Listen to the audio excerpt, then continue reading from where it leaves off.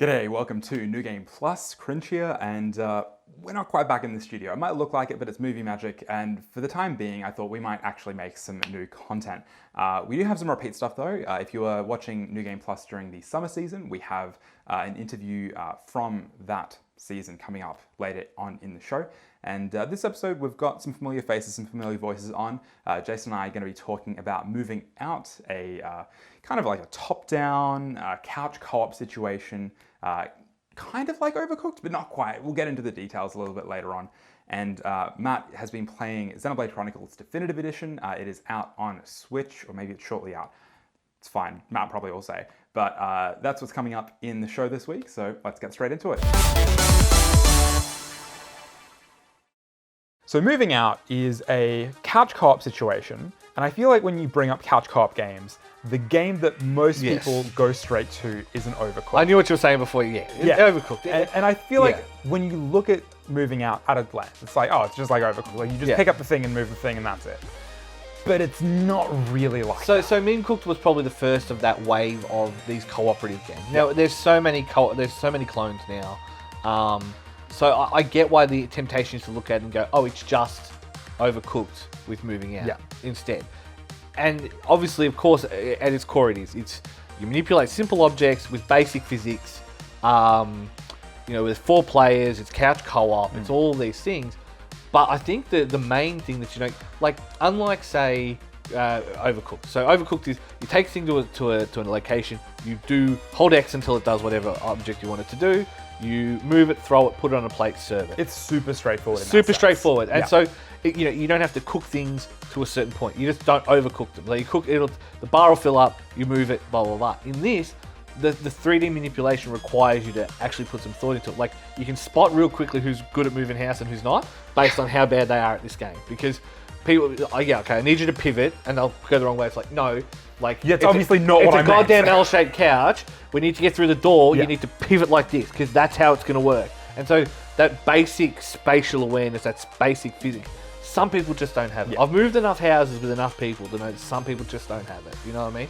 And that's what I think separates this game, because at once it's more fair and more frustrating. Do you know what I mean? Because of that point. It is incredibly fair, but it's still super frustrating to just interact with it. Like the movement in Overcooked isn't a big problem, because if you can get from A to B and it's a pretty basic control, like the feeling of control isn't as elastic and wobbly and natural feeling, kind of a cartoony feeling. It doesn't rely on the physics to be such an integral part of the game. Even just just walking around in moving out feels like it has more bounce and like it feels much more animated, which makes it visually far more striking.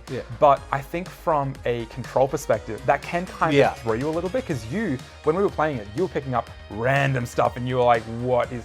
And part of that is obviously flagging which item you're going to pick up, which fortunately it does. It's like glow blue, cool, that's what I'm picking up.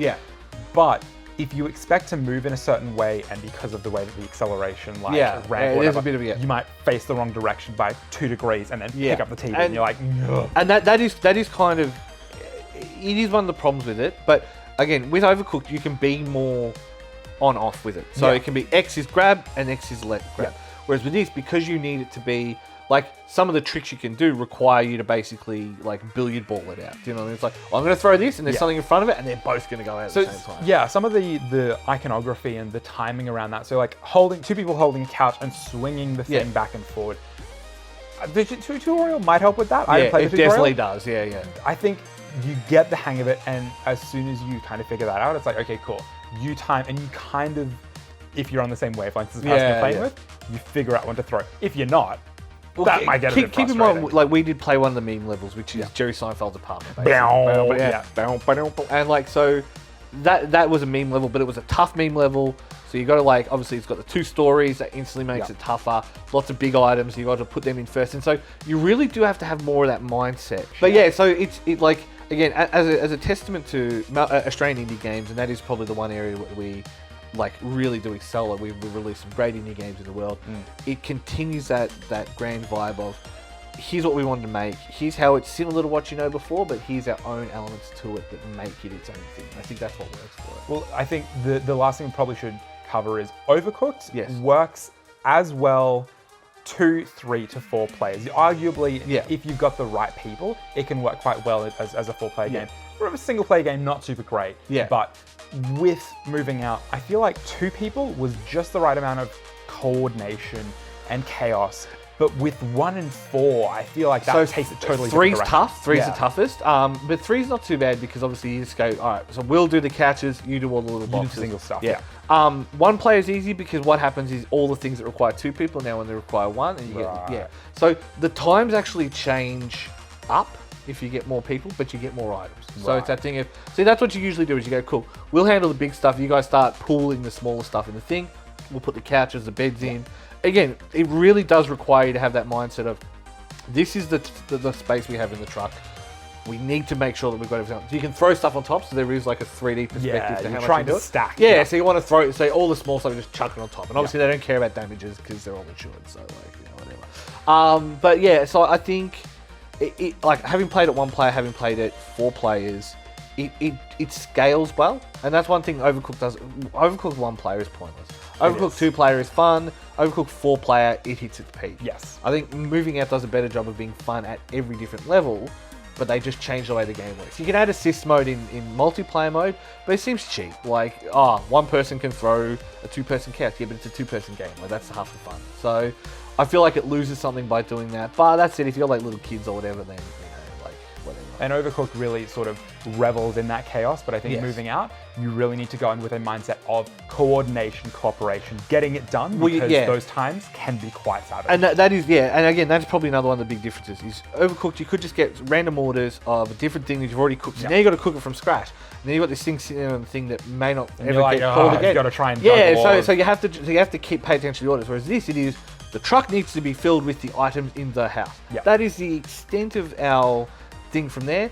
And so therefore just get it in the truck. And so I think it does invoke that other mindset. And like we've made a point of this whole thing, it is different enough from Overcooked that it feels like it's treading familiar ground, but it's doing its own thing with it. And I think that's what works for it. And that's why genuinely, like, all the games this year, all the multiplayer stuff that I've played, I've had probably the most fun with it with people than a lot of other games. I don't know how else to say it. So I think genuinely from that point of view, even solo it's fun, but obviously the more people you have, the more fun it becomes. And obvious sex joke aside, you can do what you want with it. I don't care. It's not my business.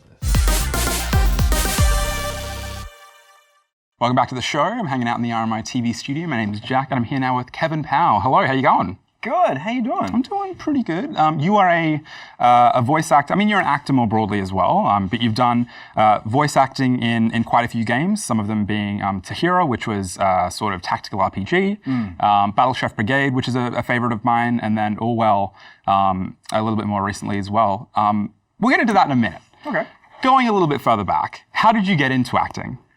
Got it. It's a really interesting question because my starting point was, and I feel like nowadays it's kind of a cool thing to say, but like as a teenager, I played Dungeons and Dragons. Yeah.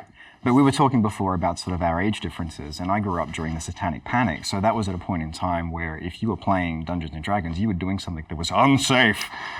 And so, as a teenager, like I taught myself like a really dodgy, I'm not going to do it on camera, it's terrible, but a really dodgy Scottish accent by listening to Billy Connolly specials. And I loved... Right, okay. Yeah, I loved that aspect of role-playing. And it took me the longest time to realize, like going through delivering like 10 years of corporate training after doing a lot of that stuff as well. So you were doing a lot of corporate voiceover just sort of generally before you got into acting? Well, actually I was doing a lot of just corporate in-room delivering of tech, because in my previous life I actually worked I used to work in IT before I moved over to acting. Okay. Yeah, so I'd do a lot of basically being in a room and talking to people, and it was a lot like running role-playing games, because you're just trying to keep energy up and keep people awake. Exactly. In the meeting room, it's like, come on guys, I know it's 3 p.m, but stay with me, okay? Coffee's half an hour away. Yeah, because the stuff that you're dealing with is often so dry. Yeah. So the information takes care of itself, keep people amused. Yeah.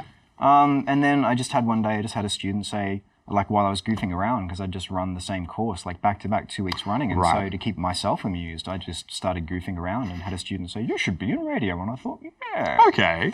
Yeah. And so is that where that went? You went to radio or? No. Like from there, basically, there was no map. And so I tried to figure out where to go from there. Yep. And personally for me, and absolutely, this isn't any judgment on anyone who works in IT from a consulting perspective now, but None at all. I worked with a lot of clients that I won't name where ethics was a real, like I felt like they weren't the best companies in the world. They weren't. The IT companies weren't? Well, the companies I was working for as clients. Right, okay. Yeah, so I felt like they weren't really solving the world's problems, and so I decided that commercial VO, because apparently I don't like money, commercial VO I was going to leave off on because it had ethical concerns for me. You're on community TV, it's okay, we don't like money either. There we go. But yeah, and so then basically I made a choice. Video games have been the medium that I really enjoyed, and I realized that the thing that I actually really loved with role-playing was touching that live wire of emotion. Yeah. And just that performance aspect of things. And so that's where it went from there. Sort of one of your more recently well-known roles probably would have been in Battleship Brigade. This was released, it was a year and a half, 2 years ago now-ish. About that, yeah. It was like late 2017, I think. Yeah. And God, I loved it. It was so dumb at points, and it was really good fun to play because it was a weird mix of like side-scrolling and then like match 3 game. People were like, what am I playing? What is this? But the characters, you played 3 of them. Mm-hmm. Ziggy was, I mean, the game doesn't really take itself that seriously, so I imagine you had the opportunity to sort of take these personalities and sort of run with them. Yeah. I work with George Huffnagel, who's someone I've collaborated with a few times, and he had been given a very strong brief, and he had an idea of what he wanted in his own head as well for the characters. Right. But there was certainly a chance basically to see like what we could do in a session with that. And yeah, you're absolutely right. Tone-wise, it was so absolutely cheerful and just unabashed about what it was. They made it a joy to record. Cool. So one of those projects you mentioned before we started recording that's going on.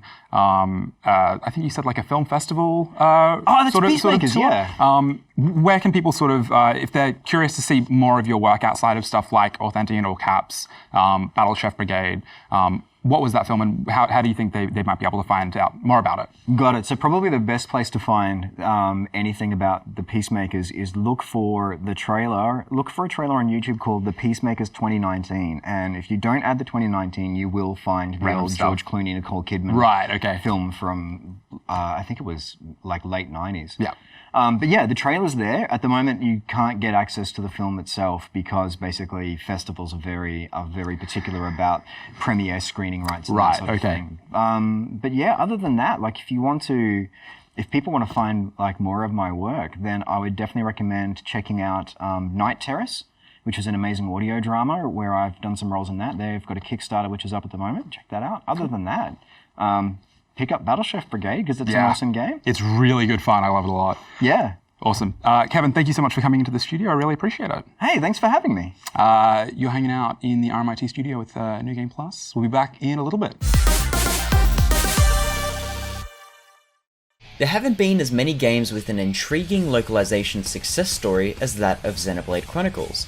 The massive open-world RPG had once experienced difficulty making it to American shores while releasing in Asia and Europe, despite the former region marking a good percentage of the game's target audience. However, after a very successful fan-led campaign to bring it to all corners of the world, Xenoblade Chronicles was met with acclaim across the board and has since seen multiple reprints on Wii and even a re-release on the new Nintendo 3DS. Fast forward almost a decade, and developers Monolith Soft have once again retread old ground, but this time with a new coat of paint and a few extras along the way. While it's an excellent proposition for those experiencing Xenoblade Chronicles for the first time, we'll also be framing this review in mind for those who are considering a revisit. In any case, welcome to Xenoblade Chronicles Definitive Edition on Nintendo Switch. Long ago, two warring titans known as the Bionis and the Mechonis defeat each other simultaneously in battle, with their stationary corpses eventually producing life in which every part of their body houses ecosystems, sprawling seas, and races of beings. It's not long until you're thrust into the plight of the Homs race, in the perspective of Shulk, a curious researcher who dedicates his life into studying a mysterious blade known as the Monado. Being the only known weapon capable of fighting the Mechon, a mechanical race residing within Mechonis, who have been at war with organic inhabitants of the Bionis for years. After sustaining a traumatic Mechon attack on his colony residing near the Bionis leg, Shulk sets off on a journey to seek revenge and unlock the secrets of the Monado's power. While that is but a simple summary of the story, the real hook of Xenoblade Chronicles comes from the concept and execution of its aesthetic elements. A revenge story and a mysterious godly weapon may seem like pretty commonplace devices within the fantasy genre, but the heavy notes of science fiction and unique setting really help set Xenoblade Chronicles from the rest of the pack.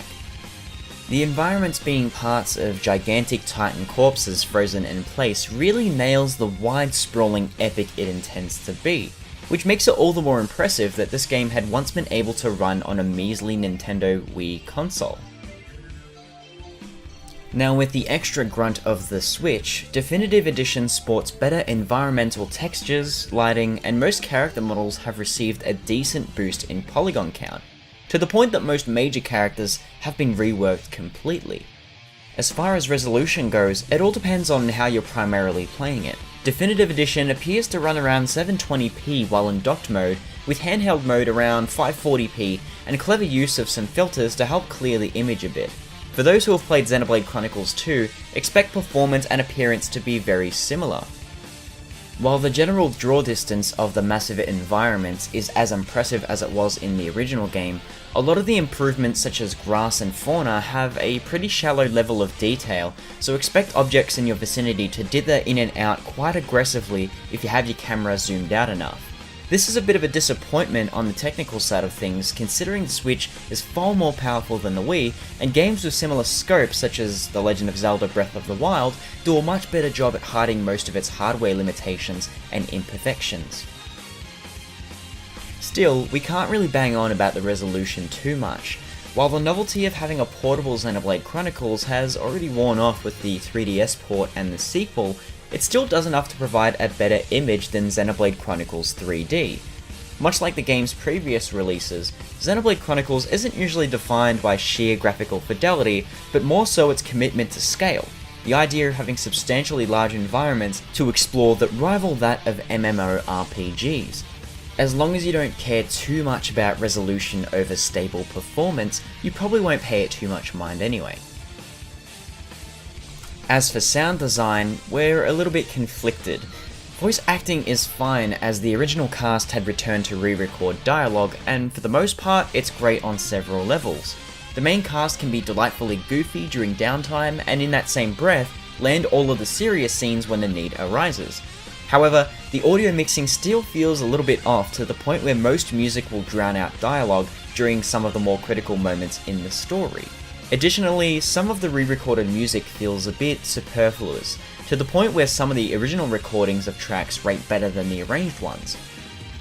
Most of the ambient pieces, particularly Gore Plains and Aerith Sea, maintain the spirit of their original counterparts, while some battle themes lack the impactful percussion and vocals of their original recordings. Thankfully, most of the issues I've found could be easily rectified in the config menu, such as changing overworld and battle themes from the original and arranged tracks, while tweaking sound levels to blast mechanical rhythm to your heart's content, so it's not all bad news. Luckily, a lot of the issues stop there, as the gameplay of Xenoblade Chronicles is the reason to overlook absolutely everything that doesn't land properly.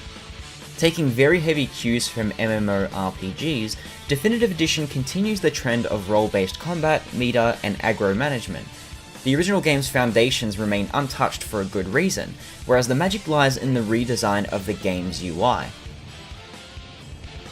Definitive Edition tweaks the menu and combat interface to reflect the improvements of Xenoblade Chronicles 2, and yields a sleeker, concise heads-up display that suits both handheld and docked modes. Enemy information, buffs, and HP count are nestled neatly at the top, while your party gauge, party members, and pertinent information are placed to the side. Adjacent to the bottom lies the Arts menu or Battle Palette, where you use skills in between auto attacks to buff party members, inflict status elements on enemies, and manage cooldown. There's no doubt that combat can be quite hectic in any Xenoblade game, and these changes are most certainly welcome so that players can focus heavily on watching their buffs, checking aggro, or engaging in the occasional quicktime event to boost their party gauge. This comes in handy particularly when Shulk receives visions from the Monado mid-combat. These visions will predict an enemy performing a massive attack that can be prevented through swift decision making, aggro pulling, and buffing the party. With a revamped UI and improved menu response time, these sequences are stern but fair to navigate around. The status menu accessible outside of combat received a significant upgrade as well, where equipping items, setting affinity skills, and upgrading arts are all placed in the one menu that loads much quicker than Xenoblade Chronicles' previous iterations. Many elements that made menus fiddly and awkward to navigate have been streamlined appropriately, and unlike Xenoblade Chronicles 2, does a more sufficient job at advising you on how to play the game. Though the comparisons to the sequel don't stop there. Definitive Edition sports some time attack challenges that are accessible throughout the main story questline, where prizes are awarded based on your performance and have both preset and free conditions. They're fun little diversions if you grow weary of the side quests, particularly if you've seen and done everything a certain area has to offer. Another neat little addition for purists is Expert Mode, where the game allows you to hold onto experience received from side quests and landmark discoveries and prompts you to manually level up your party members once they accrue enough backup experience. While this might sound confusing at first, it's particularly wonderful at allowing players to tweak character levels should the main story questline become too easy, too hard, or even to change to the level of a boss enemy in the overworld. For example, if you have a boss enemy that's level 60 and you're level 80, you can bump yourself down to match that level and get the intended difficulty of that particular fight. Casual or first time players might not pay it any mind at first, but it helps create this modular experience to suit all sorts of players, from people who would rather comfortably enjoy the story to those who prefer to challenge themselves. Finally, Definitive Edition sports a brand new epilogue in the form of Xenoblade Chronicles Future Connected. This takes place a year after the events of the base game and aims to provide a slightly different take on the format of Xenoblade's combat. Some major features like the Monado's visions are omitted completely and replaced by additional mechanics to ensure that combat remains tense. For example, the party gauge is replaced by a gauge that, when filled, allows you to call upon Nopon Rangers, who will either cause massive damage to an enemy, heal your party, and more depending on what the situation calls for. I personally prefer the flow of the original game's combat, but Future Connected does a neat enough job at exploring different ways to convey reactive mechanics. As for the story, Future Connected doesn't particularly feel like a beefy enough package to consider narratively significant until the final cutscene. There's a lot of fluff, particularly for an epilogue that lasts only 10 hours, and in many ways it feels like a playable light novel, where events are largely inconsequential. As long as you treat the edition as a complementary experience rather than a massive expansion, you'll at least be able to enjoy unlocking extra features for use in the main game, so it's not all doom and gloom. Though that may very well be the biggest point of contention for post-release, Xenoblade Chronicles has seen multiple reprints over the course of the last 9 years, and Definitive Edition marks the third official release. For many who have the last two releases of Xenoblade Chronicles, the Future Connected epilogue by itself might not be enough to justify triple dipping. Conversely, if you haven't finished or never played the game before, Xenoblade Chronicles Definitive Edition is an experience that's well worth the price of admission, where the positive tweaks vastly outweigh the technical hiccups. And that's it for New Game Plus this week. Thank you so much for hanging out with us. If you want to keep up with New Game Plus on social media, we are on Facebook, Twitter, Instagram, YouTube, Twitch as those sites, /New Game Plus TV. The website is newgameplus.tv. And I highly recommend checking out those social media feeds because truthfully, we might not be on C31 for a whole lot longer. C31 is facing a shutdown, at least as of recording. Hopefully that won't be the case once this goes to air. But C31 might be getting turned off from June 30th. So look, check us out on social media. Get around C31 if you can. If you're in a position to potentially watch some of the other awesome shows on C31, definitely do so. But yeah, check out our social media. That's it for the show this week. Thanks for hanging out, and we'll see you next time.